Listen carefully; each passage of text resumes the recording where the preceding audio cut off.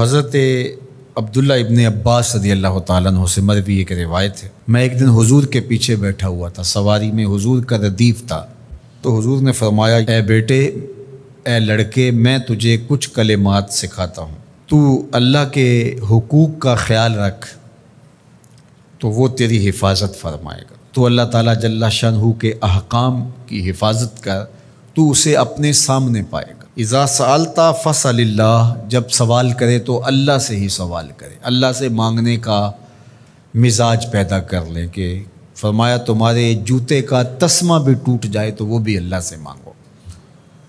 ضرور بازار میں جاؤ دکاندار سے، لیکن حقیقی طلب اللہ سے ہونی چاہیے۔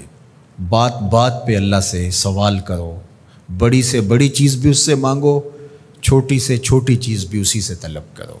ہماری ساری ضرورتوں کا کفیل ہمارا رب، ہمارا مالک ہے۔ تو دوسری نصیحت یہ کی کہ جب تو استعانت طلب کرے، مدد طلب کرے، تو اللہ سے ہی استعانت طلب کرے۔ وعلم، اور جان کہ اگر ساری امت، سارے لوگ، پوری قوم جمع ہو کے تمہیں فائدہ پہنچانے کی کوشش میں لگ جائیں تو تمہیں وہی فائدہ پہنچا سکتے ہیں جو تیرے لیے تیرے رب نے لکھا ہے۔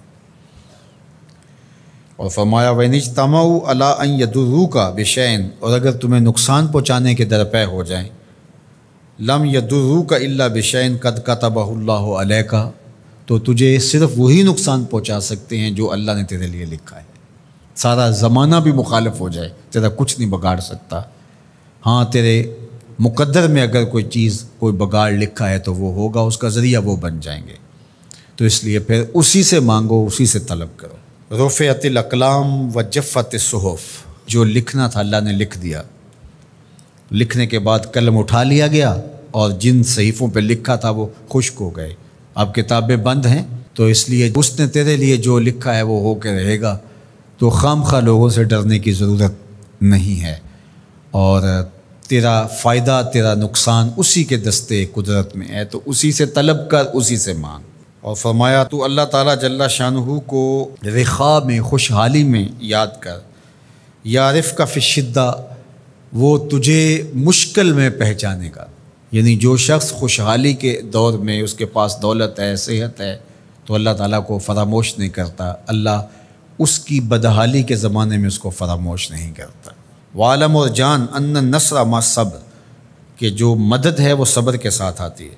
وان الفرج مع الکرب، اور کشادگی جو ہے وہ مشکل کے ساتھ آتی ہے۔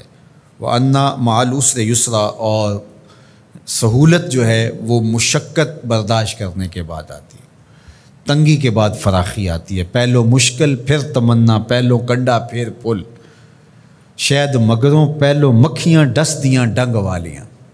تو یہ سب ہوتا ہے، مشکلات، تکلیفیں، آلام، مصائب، ان سب سے گزر کر کے آسانیاں آتی ہیں۔ خود حضور کی زندگی دیکھ لیجئے، مدنی زندگی مکی زندگی کے گزرنے کے بعد، طائف کے مراحل کو طے کرنے کے بعد آتی۔ تو ہم ڈائریکٹ اگر چاہیں مکی زندگی کو اختیار کیے بغیر اور طائف کی مشکلات اور سنگلاخ راستوں سے گزرے بغیر مدنی برکتیں حاصل کرنا، تو وہ نہیں پا سکتے۔ تو یہ اللہ تعالیٰ نے ایک نظام رکھا ہوا ہے۔